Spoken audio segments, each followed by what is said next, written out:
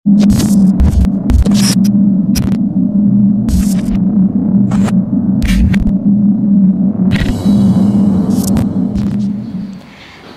guys, welcome to Master Plan Youth Online Service. Apa kabar nih kalian? Semoga sehat terus dan baik-baik ya.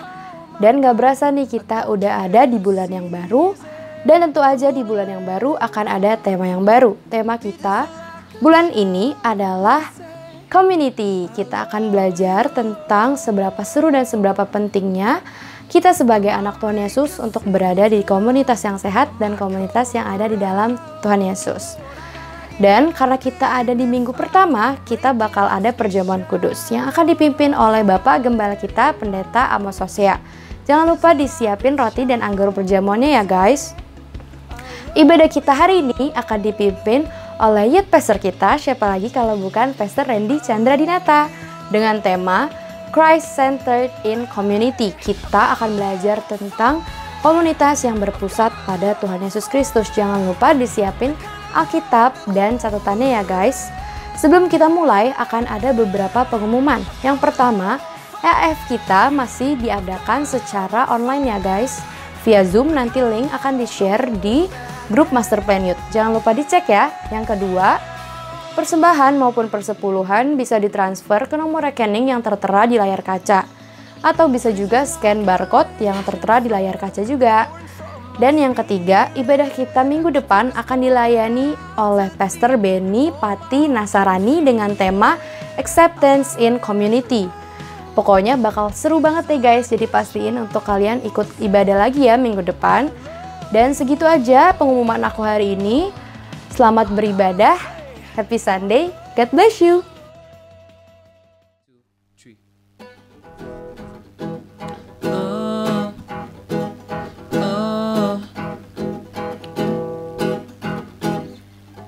Dalam rembulan, dalam cahaya mentari, di gelap badai dan indahnya pelangi, dalam tangisan dan wajah berseri, oh, kan ku temukan kasih terbesar bagi dunia ini. Diam, ku terpaku dan ku takjub akan kasih-Mu yang tergores indah. Dalam anugerah hatiku milik-Mu Tuhan. Indah, ku terkagum dan ku bawakan hidupku. Kau membuat hatiku menjadi baru.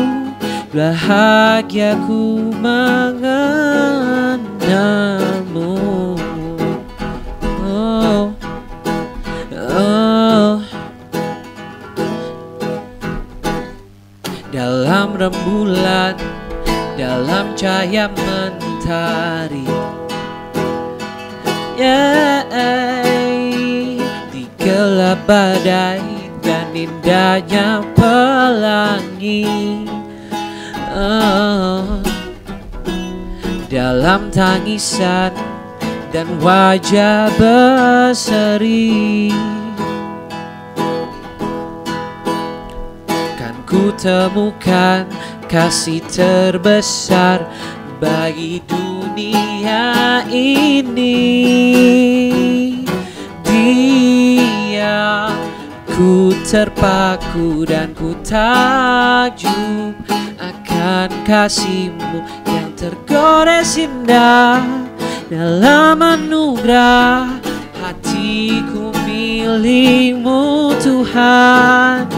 Indah, ku terkagum dan ku bawakan hidupku. Kau membuat hatiku menjadi baru.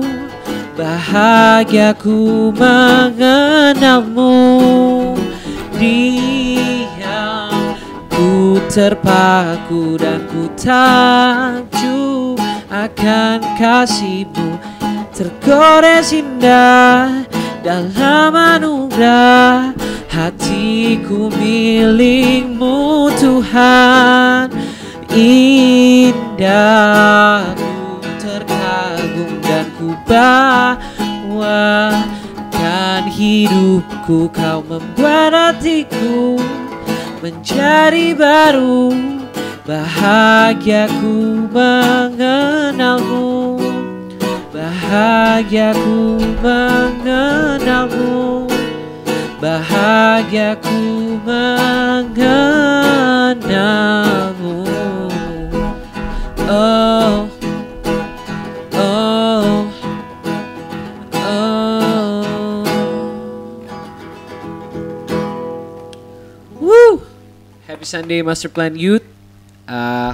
Gue harap semuanya baik-baik saja, and in every circumstances kita tetap selalu bersyukur. And mari kita sekarang masuk dalam penyembahan. Let's worship. Mari kita fokus kembali.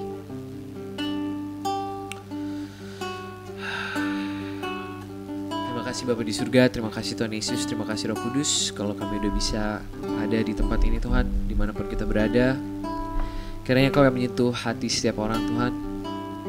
You know our problems Lord. Kau tahu seluk-beluk hati kami Tuhan. Kau pribadi yang mengenal hati dari setiap kami Tuhan.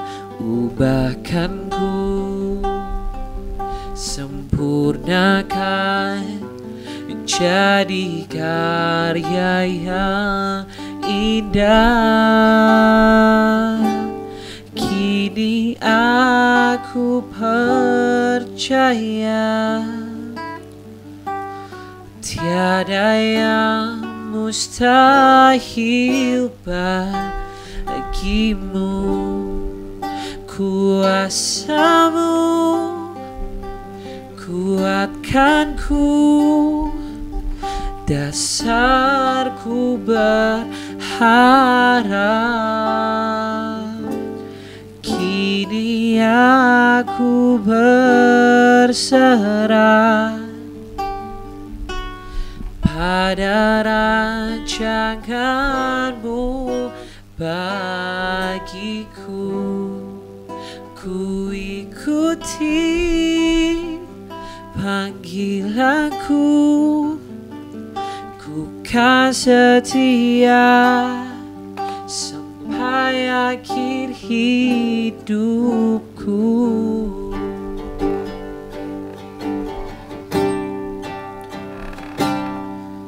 Bapa, Engkau mengenalku lebih dari siapapun.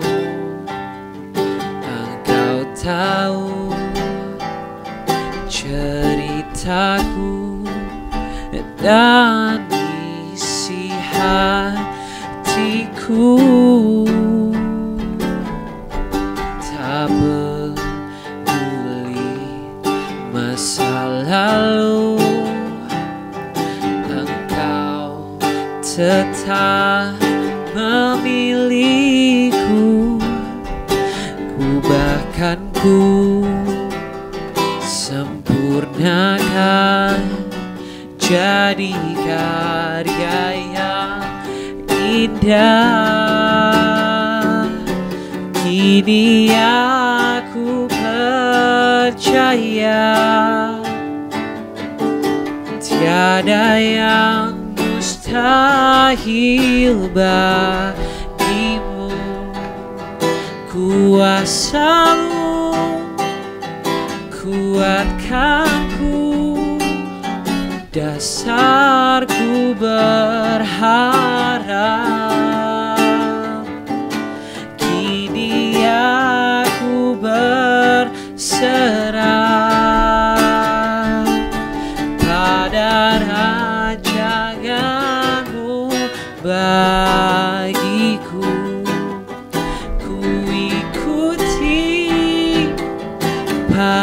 Panggilanmu, ku kan setia sampai akhir hidupku.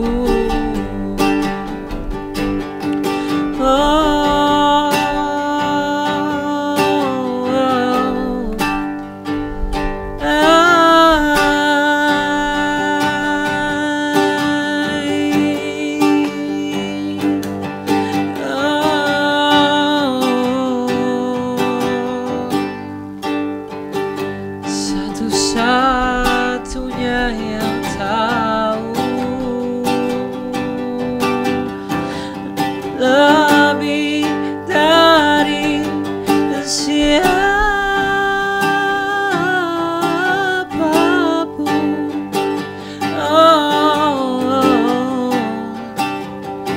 Kau Bapakku,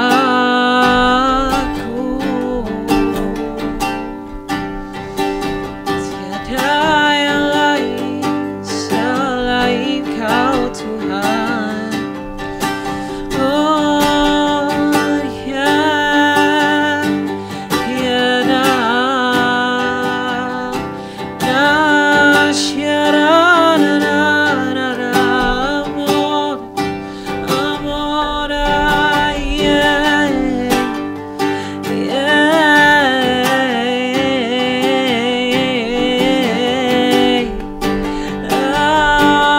Bebaskan hatimu bersembah, oh Tuhan.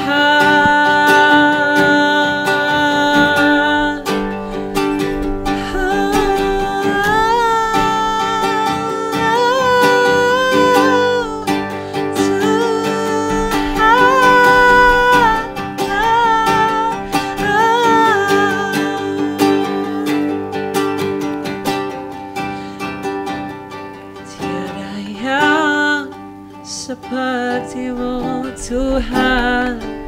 Katakan, tiada yang sepertimu Bapa. Engkau yang menyayangiku dari pagi hari sampai waktuku tidur. Semuanya Kau sediakan.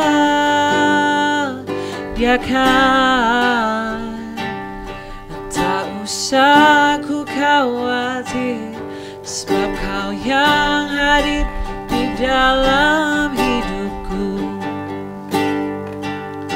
Tak usah ku khawatir, sebab Engkau yang hadir di dalam hidupku.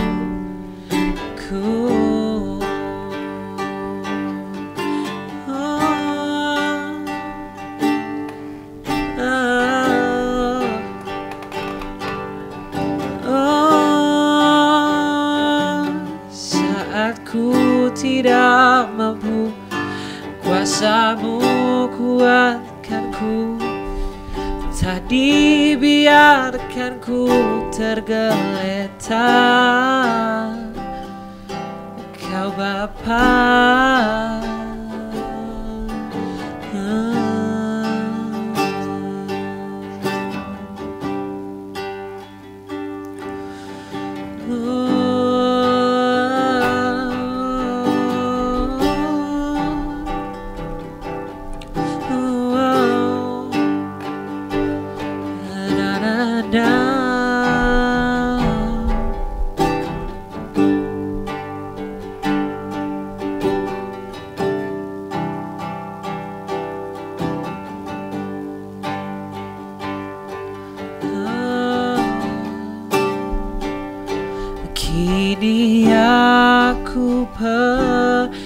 percaya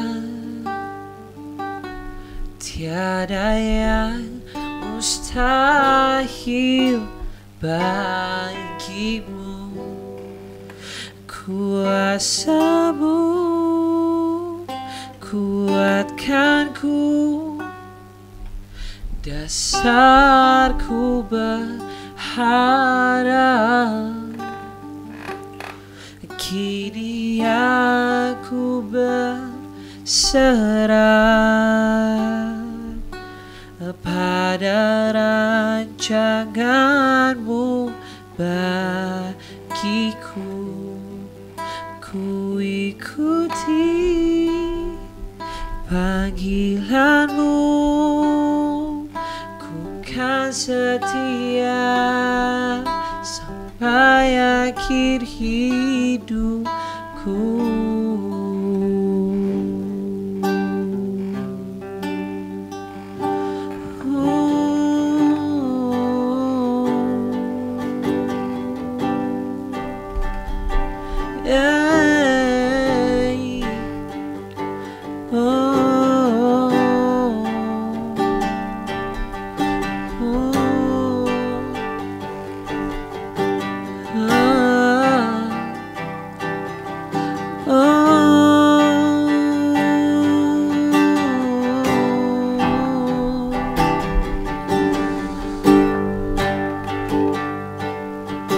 Yes, you are, yes, you are, yes, you are.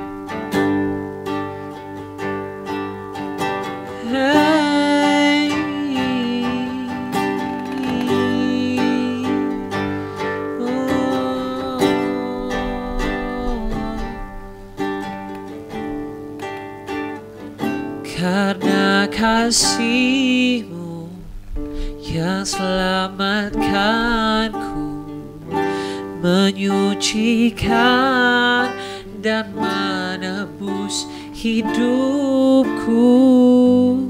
Naikkan syukur buat pengorbanan-Mu, maha mulia dan terindah Kau.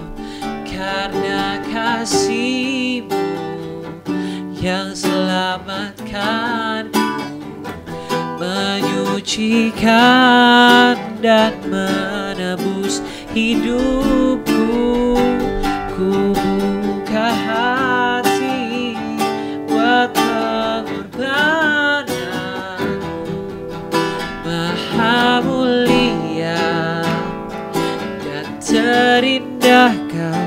Karena kasih-Mu yang selamatkanku, menyucikan dan menebus hidupku. Ku naikkan syukur buat pengorbanan-Mu, maha mulia dan terindah Kau, Yesus.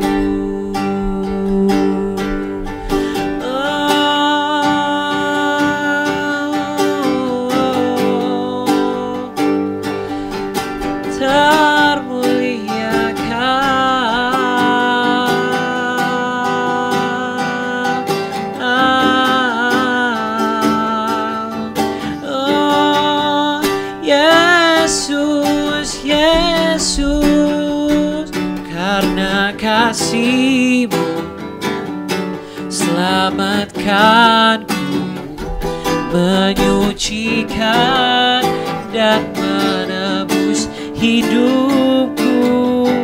Ku buka hati buat pengorbanan-Mu, maha mulia karena kasih-Mu yang selamatkanku, cikan dan menebus hidupku. Ku buka hati buat pengorbanan-Mu, Maha mulia dan terindah Kau, Yesus.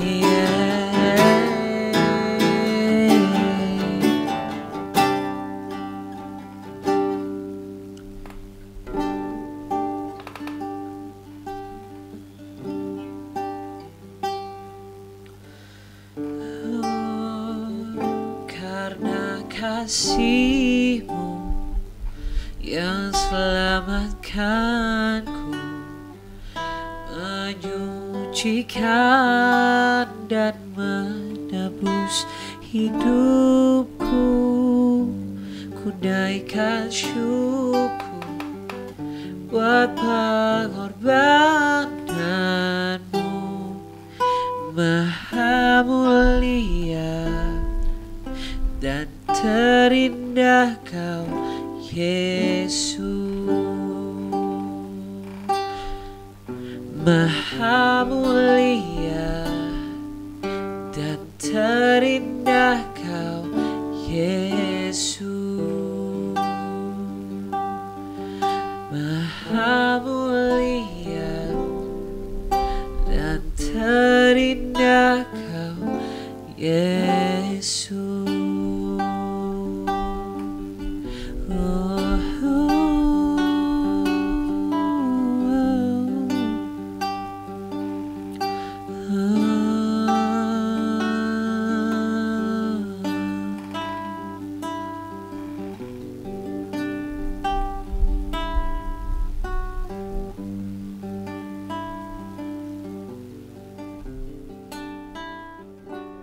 Shalom guys, puji Tuhan. Kita masuki bulan Juni, ini minggu pertama Juni ya.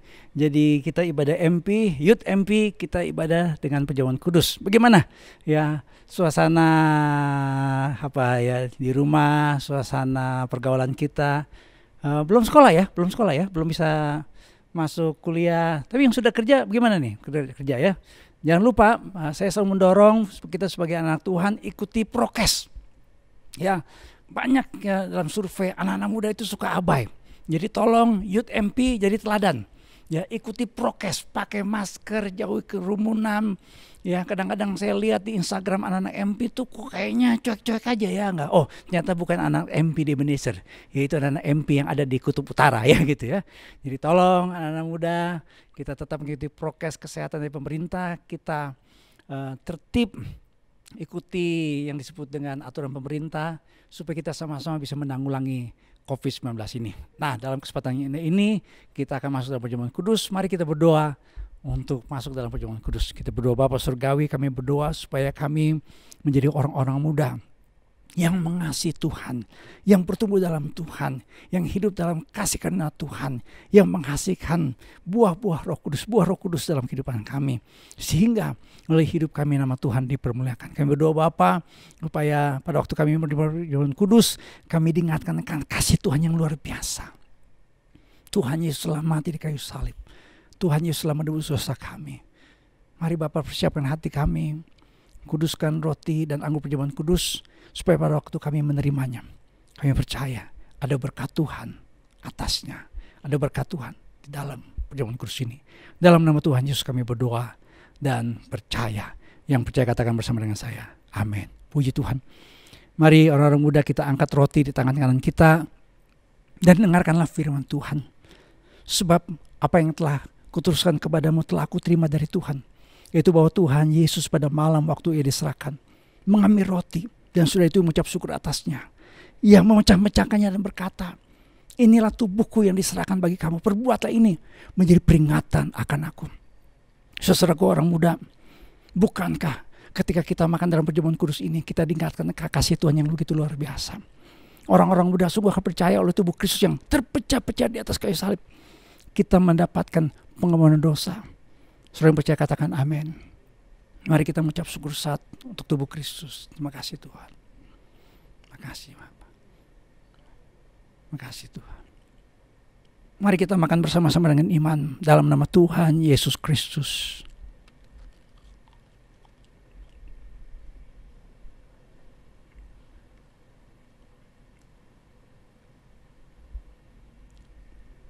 Mari orang-orang muda kita angkat cawan di tangan kanan kita dan dengarkanlah firman Tuhan. Demikian juga ia mengambil cawan sudah makan lalu berkata, cawan ini adalah perjanjian baru yang dimeteraikan oleh darahku. Perbuatlah ini setiap kali kau minumnya menjadi peringatan akan aku. Saudara orang-orang muda, bukankah pada waktu kita bersekutu dengan darah Kristus dalam anugerahnya, kita sungguh percaya bahwa darah Kristus telah menyucikan kita sehingga hati nurani kita yang jahat telah disucikan oleh darah Yesus. Orang muda yang percaya katakan amin. Mari kita mengucap syukur sesaat untuk darah Yesus. Terima kasih Tuhan. Terima kasih Bapa. Haleluya. Mari kita minum bersama-sama dengan iman dalam nama Tuhan Yesus Kristus. Puji Tuhan, puji Tuhan. Mari kita angkat tangan kita bersama. Mari kita bersyukur, kita berkata haleluya, terima kasih Tuhan. Mari kita mengatakan Tuhan, Engkau sungguh amat baik. Kasih setiamu Tuhan sungguh luar biasa. Kita bersyukur. Kita berterima kasih untuk kebaikan Tuhan. Terima kasih Bapa, terima kasih Tuhan. Haleluya. Haleluya, glory, terima kasih Bapa, terima kasih Tuhan. Terima kasih Bapa, kami bersyukur. Karena pada masa muda kami boleh oleh kasih karunia Tuhan yang ajaib. Dalam masa muda kami telah diselamatkan. Dalam masa muda kami, Tuhan telah memakai kami. Bapa, biarlah kami mau menjadi orang-orang muda yang mandangnya bahwa kami telah mati dalam dosa. Hidup yang kami miliki saat ini hidup dalam Kristus Yesus. Sehingga kami boleh menjadi berkat bagi orang-orang muda yang lain. Kami menghasilkan kasih, sukacita, damai, sejahtera, kesabaran, kemurahan, kebaikan, kesetiaan, kelemah lembutan, dan penguasaan diri. Itu menjadi bagian dalam kehidupan kami. Terima kasih Bapak, Tuhan memberkati Youth MP sehingga kami menjadi orang-orang muda yang diberkati dan menjadi berkat. Dalam nama Tuhan Yesus kami berdoa dan percaya. Sekali lagi yang percaya katakan bersama dengan saya, amin. Tuhan memberkati. Shalom anak-anak Master Plan Youth, apa kabar? Senang sekali Kak Randy pada kesempatan kali ini di hari Minggu yang berbahagia tentunya bisa menyapa teman-teman semua dan boleh melayani di online service kita kali ini. Walaupun ibadah kita masih serba online teman-teman, tapi Kak Randy berharap kita semua tidak kehilangan semangat, kita tetap bergairah untuk beribadah secara online, memuji menyembah Tuhan, bahkan mendengarkan kebenaran firman Tuhan. Karena Kak Randy percaya jerih lelah kita di dalam Tuhan itu nggak sia-sia. Amin. Nah, kesempatan kali ini di bulan Juni, ya kita masuk di awal bulan Juni, dan selama bulan Juni ini Master Plan Youth akan fokus membahas tentang community. Ya, betapa pentingnya komunitas di dalam kehidupan kita dan bagaimana kita memiliki sebuah komunitas yang sehat, yang bertumbuh di dalam Tuhan, itu yang seperti apa teman-teman. Dan di minggu yang pertama ini Kak Randy akan fokus membahas mengenai Christ-centered community, ya, Christ-centered community atau komunitas yang berpusatkan kepada Yesus. Nah, seperti apa yang dimaksud dengan Christ-centered community, teman-teman, dan bagaimana kita sebagai anak-anak Tuhan itu menghidupi komunitas yang berpusatkan kepada Yesus itu. Nah, sebelum kita bicara lebih jauh mengenai Christ-centered community, satu hal yang kita perlu ketahui teman-teman bahwa kita sebagai manusia itu adalah makhluk sosial. Ya, makhluk sosial artinya kita membutuhkan orang lain di dalam kehidupan kita. Kita nggak bisa sendirian, kita butuhkan orang lain, kita butuhkan komunitas di dalam kehidupan kita. Dan komunitas itu mulai dari yang paling kecil adalah komunitas di tengah-tengah keluarga. Ya, terdiri dari papa, mama, kamu, kakak, adik, ya itu komunitas keluarga. Terus ada komunitas mungkin di sekolah juga, ya kita pastinya bersekolah. Komunitas di kampus, komunitas di lingkungan tempat tinggal, ya.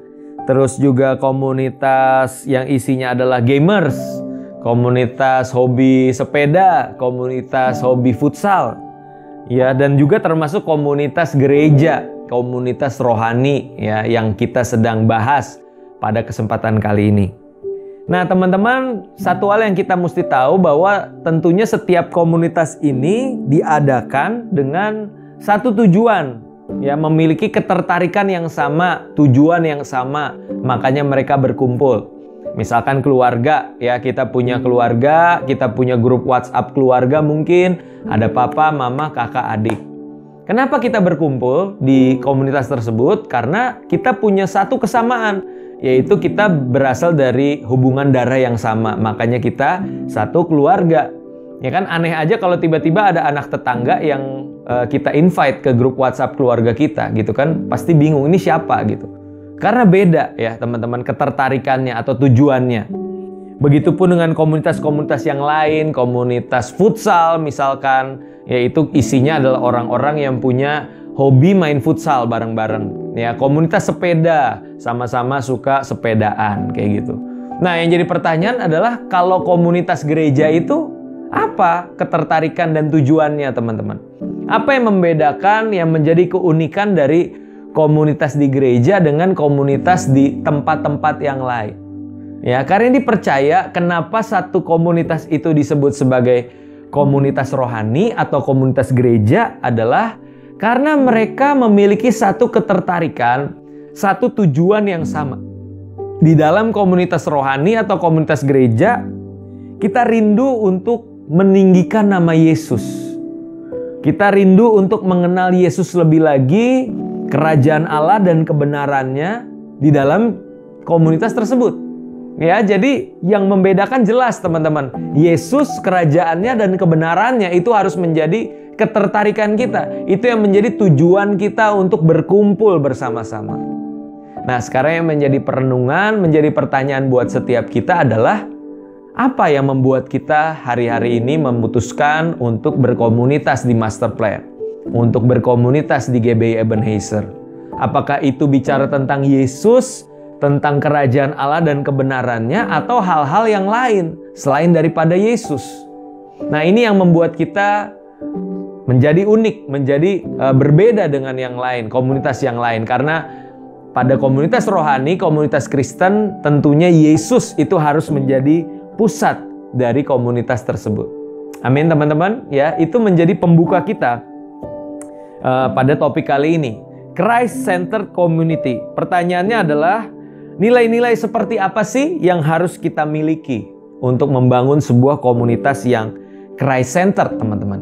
Nilai-nilai seperti apa? Nilai-nilai tentunya nilai-nilai kerajaan Allah. Dan yang seperti apa? Ada 5 poin, teman-teman, yang Kak Randy mau bagikan pada kesempatan kali ini. Nilai-nilai seperti apa saja yang harus dimiliki oleh komunitas yang Christ-centered? Yang pertama, teman-teman, komunitas yang didasari oleh kasih dan penerimaan. Komunitas yang didasari oleh kasih dan penerimaan. Kenapa kasih dan penerimaan ini menjadi dasar dari komunitas kita? Karena Yesus itu sendiri ketika datang ke dunia, Dia adalah seorang yang sangat mengasihi dan menerima. Bukan cuma orang-orang yang kelihatannya baik, orang-orang yang agamawi, tapi juga termasuk orang-orang yang berdosa, teman-teman. Orang-orang yang dianggap sampah oleh masyarakat. Tapi Yesus mau bersahabat dengan mereka. Makanya Yesus diledekin kan, friend of sinners, atau sahabat dari orang berdosa. Karena Yesus tidak segan untuk bercakap-cakap dengan pemungut cukai, dengan pezina, dengan orang-orang yang dianggap tidak layak pada masa itu. Tapi Yesus mau duduk dengan mereka. Ya, tapi bedain ya, Yesus bukan cuma duduk, bergaul gitu ya, tapi Yesus itu nggak ikut-ikutan berbuat dosa. Nah, ini yang bedain teman-teman. Kadang kita bilang, oh Kak Randy, aku mau penjangkauan, aku mau memenangkan jiwa, aku mau memenangkan komunitasku. Tapi pada akhirnya apa? Kita malah yang tanda kutip dimenangkan oleh komunitas kita. Kita yang terbawa arus dunia ini, teman-teman. Tapi Yesus berbeda ya. Yesus bergaul, Yesus mengasihi dan menerima orang apa adanya. Tapi Yesus tidak membiarkan dirinya berbuat dosa, teman-teman. Nah, tapi satu hal yang perlu kita renungkan. Apakah kasih dan penerimaan itu sudah menjadi dasar dari komunitas yang kita bangun? Bagaimana kita memperlakukan orang-orang yang tertolak oleh dunia ini? Apa kita punya kasih yang tidak bersyarat itu kepada teman-teman kita? Karena satu hal yang Karen dipercaya bahwa peraturan, hukuman, ancaman itu nggak bisa ngubahin orang. Kalaupun ngubahin orang itu perubahan yang karena rasa takut. Perubahan yang berasal dari luar, dalamnya sih nggak berubah. Tapi aku percaya yang bisa ngubahin orang dari dalam keluar, from inside out, itu namanya kasih dan penerimaan. Nah, makanya kasih dan penerimaan Tuhan Yesus itu harus ada di tengah-tengah komunitas kita, teman-teman. Gereja itu seharusnya jadi tempat perteduhan, bukan malah sidang pengadilan. Ya, kalau ada yang salah, ada yang beda dikit dari kita, bukan untuk dihakimi. Tapi bagaimana keberadaan kita itu menjadi tempat yang teduh buat dia. Kasian kan kalau di luar sudah dihakimi, masuk gereja makin disambitin pakai batu, pakai Alkitab gitu ya. Yang ada makin kepahitan, teman-teman. Tapi jadikan komunitas kita sebagai komunitas yang penuh dengan kasih dan penerimaan. Dan karena dipercaya ini juga adalah langkah awal menuju orang itu bertumbuh dan dimuridkan. Ya, jangan langsung pikir, oh kalau kasih dan menerima nanti dia semena-mena, dia seenaknya. No, diawali kasih dan penerimaan, baru abis itu muridkan, teman-teman. Ya, kita pasti pernah dengar quotes yang bilang ini. People don't care how much you know until they know how much you care. Orang nggak peduli seberapa banyak yang kita tahu sampai mereka tahu seberapa banyak kita peduli. Mau jago Alkitab, jago teologi, jago debat sekalipun, tapi kalau orang nggak sadar, orang nggak ngerasa kita kasihi mereka, mereka nggak mau tahu apa yang kita punya, apa yang kita ketahui, teman-teman. Amin. Jadi poin yang pertama yang harus ada di komunitas yang Christ-centered itu adalah kasih dan penerimaan. Yang kedua, nilai-nilai yang harus ada di dalam Christ-centered community yang kedua adalah komunitas yang memberi ruang untuk kesalahan dan menerima kembali. Ya, komunitas yang memberi ruang untuk kesalahan dan menerima kembali. Teman-teman, aku pernah bikin quotes bilang gini. Relevancy draws people closer, but love keeps you stay with them. Siapa yang gak mau komunitasnya rame? Siapa yang gak mau gereja itu dipenuhi dengan jiwa-jiwa? Tapi ketika jiwa-jiwa itu datang, ketika kita jadi gereja yang relevan, yang gaul, yang bisa menjangkau generasi. Tapi pertanyaannya ketika generasi itu datang, kita siap gak nerima mereka? Ya, biasa, iya aku punya kasih dan penerimaan. Pertanyaannya sejauh mana kita berani mengasihi dan menerima orang? Ya, selama dia baik, selama dia nggak bikin kesalahan, selama dia asik kita terima. Tapi kalau udah nggak asik, udah bikin kesalahan, udah ngaco-ngaco, kita tendang dari komunitas. Itu namanya bukan kasih dan penerimaan, teman-teman. Itu sebenarnya bisnis, transaksional. Jadi kalau dia baik sama kita, baru kita baik sama dia. Kalau dia jahat, kalau dia nggak baik, ya kita juga berubah sikap sama dia. Tapi bicara tentang kasih di dalam komunitas itu harus sampai di tahap di mana kita memberi ruang untuk orang itu berbuat salah. Di dalam kelemahan, di dalam kegagalannya, kita terima mereka kembali dan memberikan mereka kesempatan kedua. Wow. And that's the love of God. Itulah kasih Tuhan, teman-teman, di dalam komunitas. So kalau ada yang bikin salah, kalau ada yang mengecewakan, ya kan, jangan panik. Jangan buru-buru ditendang dari komunitas. Tapi belajarlah untuk menerima. Belajarlah untuk mengampuni dan memberikan kesempatan kedua. Karena kita juga percaya kan kasih Tuhan itu juga penuh dengan kesempatan buat setiap kita. Bayangin kalau Tuhan kasih kesempatan itu cuma 3 kali. Ren, lu udah sekali bikin salah, gua ampunin. Ren, lu 2 kali bikin salah. Kalau sampai ketiga kali masih bikin salah, gua pecat lo jadi youth pastor, ya kan? Gua pecat lo jadi anak Tuhan. Wah, itu kan menyedihkan sekali teman-teman ya. Tapi kita bersyukur bahwa Tuhan kita itu Tuhan yang memberikan ruang bagi kesalahan dan bahkan menerima kembali. Ya, aku percaya justru di dalam penerimaan kembali itu orang bisa belajar, orang bisa rindu untuk berubah di dalam kehidupannya. Amin. Itu yang kedua teman-teman. Komunitas yang memberi ruang untuk kesalahan dan menerima kembali. Yang ketiga teman-teman, nggak cukup dengan kasih dan penerimaan, nggak cukup dengan memberi ruang untuk kesalahan dan menerima kembali. Yang ketiga, komunitas itu juga harus menjadi komunitas yang bertumbuh di dalam pemuritan. Ya, bertumbuh di dalam pemuritan. Artinya ada orang yang sedang memberi diri untuk dimuridkan dan ada orang yang juga membuka dirinya untuk memuridkan atau mementor. Tapi yang menjadi kata kuncinya di sini adalah membuka diri, teman-teman. Membuka diri. Karena kalau ada orang-orang yang rindu, aku mau dong untuk mementor, aku mau dong untuk memuridkan generasi ini. Tapi ketika ada anak-anak di sana yang adalah anak-anak yang menutup hati, anak-anak yang nggak mau terlibat di dalam pemuritan. Bisa apa kakak-kakaknya? Bisa apa mentor-mentornya? Tentunya nggak bisa berbuat banyak teman-teman. Ya, percuma punya mentor aktif kalau kamu nggak ada inisiatif. Percuma punya mentor hebat kalau kamu nggak mau terlibat. Ya, sehebat-hebatnya Kak Randy, Kak Kisha, Kak Nicul, Kak Gio, kalau kitanya nggak mau membuka diri, bisa apa? Gitu loh. Tapi di saat yang sama sebaliknya teman-teman, ada orang yang mau membuka diri untuk dimuridkan, untuk dimentor, untuk dibimbing. Tapi kalau mentornya nggak punya hati, itu juga nggak ada gunanya teman-teman. Nggak punya waktu, nggak sediain hati, nggak sediain tenaga buat orang-orang yang dia mentor, nggak akan bisa juga. Ya, jadi sebaliknya bukan cuma dari menti atau orang-orang yang dibina itu membuka diri.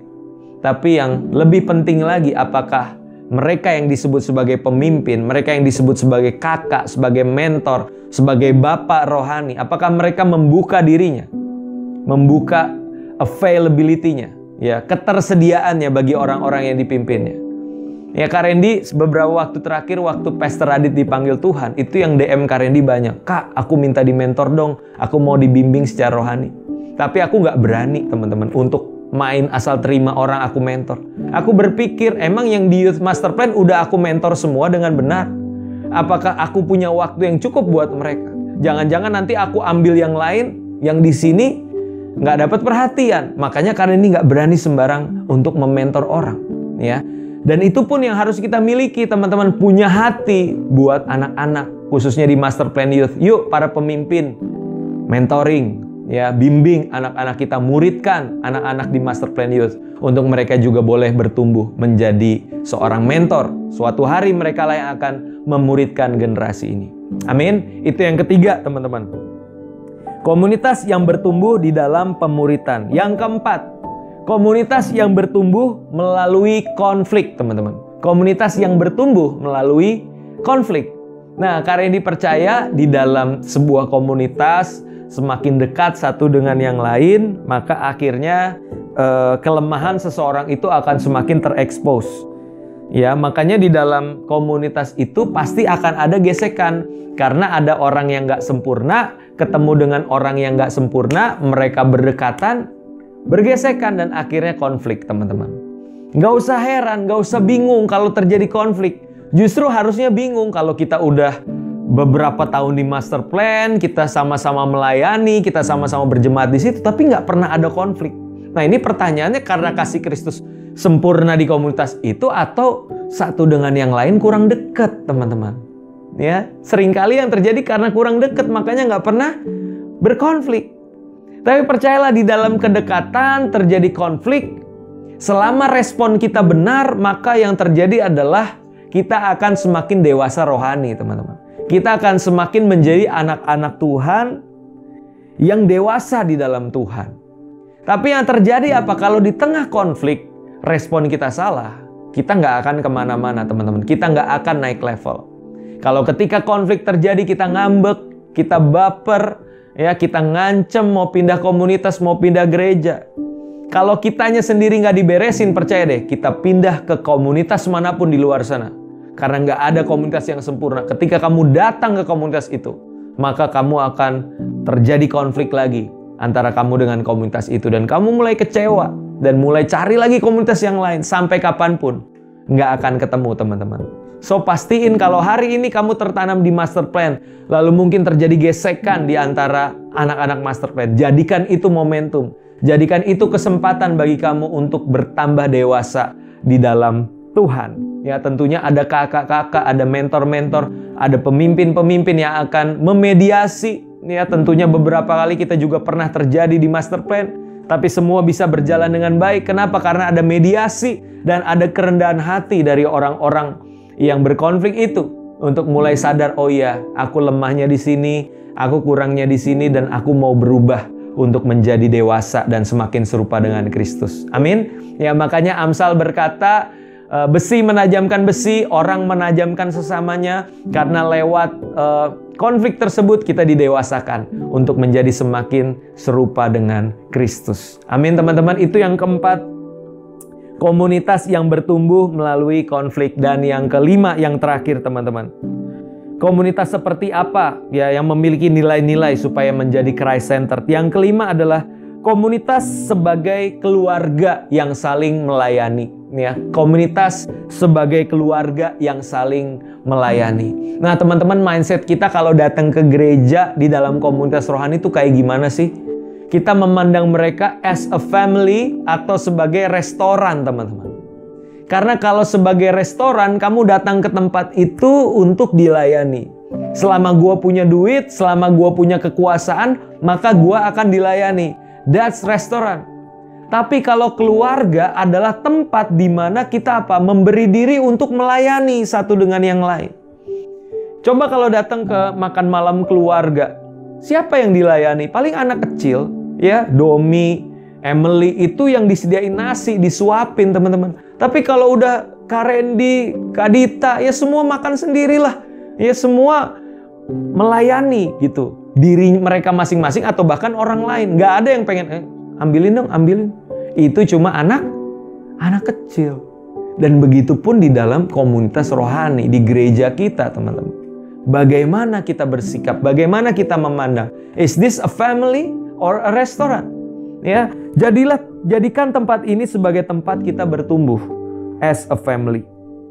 Ya, dan di dalam hubungan keluarga tadi, jangan terjebak juga, teman-teman. Kita seringkali kan pengennya excellent service, ya. Kita profesional, asyir yang tersenyum, WL yang ramah, menyapa jemaat dan sebagainya.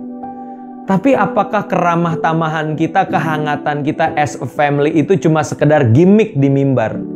Cuma sekedar gimmick di suasana ibadah. Waktu ibadah kelar, kenal juga kagak, ya kan? Nengok juga enggak. Kayak nggak kenal sama sekali. No, teman-teman. Family itu artinya apa? Kita bukan cuma ramah, kita bukan cuma berhubungan, relationship itu di tengah kebaktian. Tapi di luar kebaktian kita pun saling peduli satu dengan yang lain as a family. Ya, jadi jangan terjebak dengan keramah tamahan yang palsu, yang cuma gimmick. Tapi benar-benar, teman-teman, kalau emang berkeluarga, kalau emang ini keluarga, kita juga in a relationship di luar jam ibadah, ya. Nah, berikutnya, teman-teman, bicara tentang family artinya apa? Kita belajar untuk melibatkan semua anggota keluarga untuk melayani. Nggak ada tuh yang pasif, nggak ada yang cuma diem-diem aja jadi jemaat, tapi semua itu ayo involve, ayo terlibat di dalam pelayanan, ya, supaya kita bertumbuh, bukan cuma 1-2 orang, tapi semua dari kita itu melayani, teman-teman. Dan berikutnya bicara tentang family adalah family is a huge, painful, annoying mess. Ya, sesuatu yang mungkin nggak sempurna, kadang menyakitkan, kadang annoying, ya, ngeselin satu dengan yang lain. But that's family, teman-teman. Itulah keberadaan komunitas kita dengan karakter keunikannya masing-masing. Belajarlah untuk menerima, mengasihi mereka, teman-teman, yang ada di tengah-tengah komunitas kita. Sama seperti kalau kita ada di tengah keluarga, kita kan nggak mungkin kesel sama papa, kesel sama mama, kesel sama adik. Ya udah, coret namaku dari kartu keluarga, aku cari keluarga lain. Kan nggak seperti itu, teman-teman. Tapi kita belajar untuk menerima keberadaan papa mama sebagai orang tua yang dipilihkan Tuhan buat aku. Aku terima kakak adikku sebagai anugerah Tuhan di dalam kehidupanku. Begitupun kita memandang keluarga rohani kita di gereja, teman-teman, di komunitas kita. Nobody's perfect, nggak ada yang sempurna, tapi kita punya perspektif Bapa. Kita punya cara pandang Tuhan untuk melihat mereka dengan penuh kasih, ya, dengan penuh penerimaan, dan kita bertumbuh menjadi keluarga. Jadi love your family because it's your family, ya. Never give up on your family. Jangan pernah nyerah sama keluargamu, sama seperti Tuhan nggak pernah nyerah sama kita, ya. Karena di momen, teman-teman dengar baik, di momen kita nyerah sama seseorang, artinya kita sedang meragukan kuasa Tuhan yang sanggup mengubahkan orang tersebut. Bukan kita yang sanggup ngubahin orang, tapi Tuhan dan Roh Kudusnya. Kita cuma menabur, kita cuma mengerjakan bagian kita, kita cuma mendoakan, tapi yang mengubahkan itu Tuhan, yang mengubahkan itu Roh Kudus. So never give up on your family, ya, karena Tuhan sendiri yang akan menjamah mereka pada waktunya. Amin, teman-teman, ya. Saya berharap, karena ini berharap 5 poin ini yang simple, yang sederhana, yang praktikal bisa kita renungkan dan bisa kita terapkan di dalam komunitas kita di Master Plan Youth. Sehingga kita dapati orang lain mendapatkan bahwa Master Plan adalah komunitas yang Christ-centered. Nama Yesus ditinggikan, nama Yesus dipermuliakan. Amin buat firman Tuhan. Mari kita berdoa. Bapa dalam surga, kami sungguh mengucap syukur Tuhan buat kesempatan kali ini. Kami telah mendengarkan kebenaran firman Tuhan.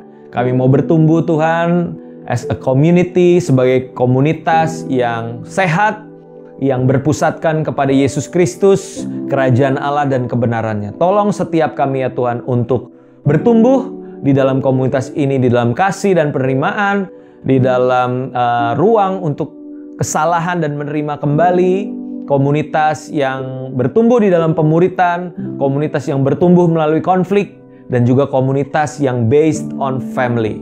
Biarlah itu yang menjadi bagian kami di Master Plan Youth ya Tuhan. Berkati gereja di tempat kami beribadah ya Tuhan, GBY Ebenezer. Berkati Bapak Gembala, Pak Amos Hosea, Tante Gina Hosea, dan juga Gabriel ya Tuhan, dan seluruh tim pengembalaan yang ada. Berkati ya Tuhan dengan berkat-berkat yang daripadamu ya Tuhan. Terima kasih Tuhan, kami akan akhiri ibadah kami. Kami rindu untuk menerima berkat-berkat yang daripada Tuhan. Arahkan hatimu kepada Tuhan.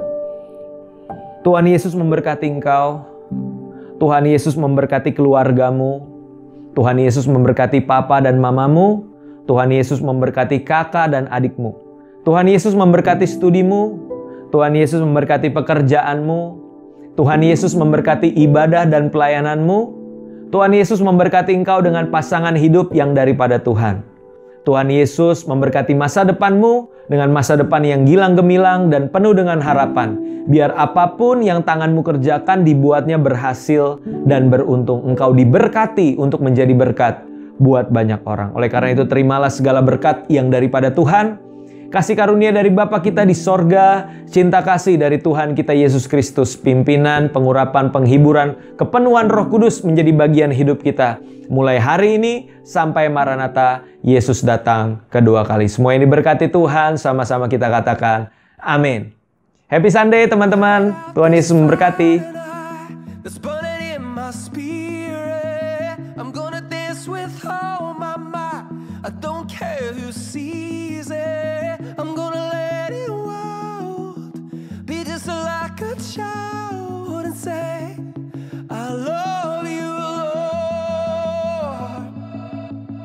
I might make a scene tonight, I might come on